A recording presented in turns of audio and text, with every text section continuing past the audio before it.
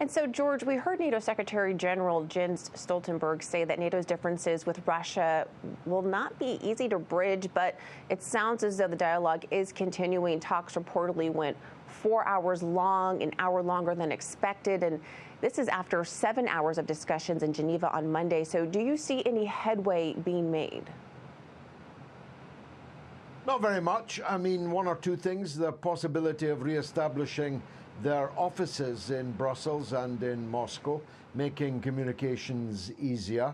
Natasha talked there about the possible deal on non-proliferation, the spread of weapons into bordering countries, but absolutely nothing on the core demand of Russia, which is a cast-iron, legally binding guarantee that neither the Ukraine nor Georgia will be joining NATO.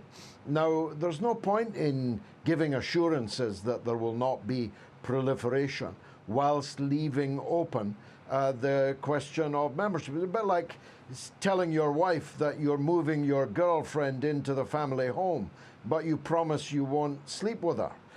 No one would accept that, and Russia will not accept that. I'm absolutely sure about that. These talks are being conducted at too low a level, Natasha. The idea that an undersecretary from Washington is capable of getting us out of a very dangerous moment is perfectly ridiculous.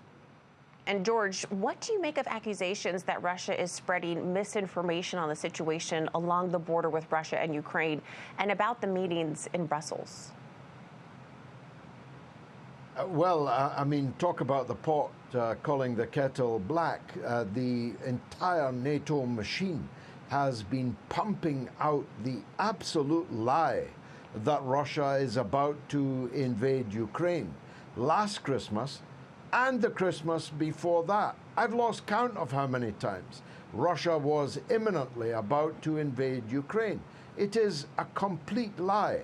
But it is used to generate a sense of crisis to justify the failure of the NATO alliance to concede to what is, most people would agree, an absolutely sensible proposal.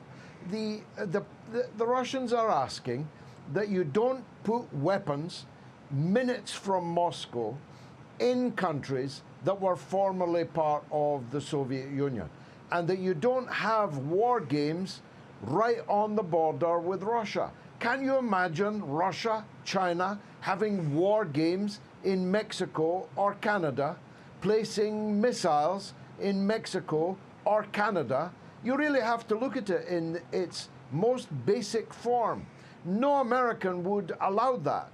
In 1961, we almost had a world war over weapons in Cuba. The idea that Russia can accept this is perfectly fanciful, and Vladimir Putin's not a fanciful person, you know. He's a serious and hard leader of his country. He's not going to be pushed around anymore.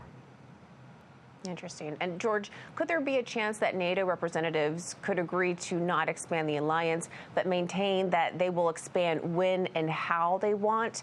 And will Russia accept this, or will only a formal document do for the Russians?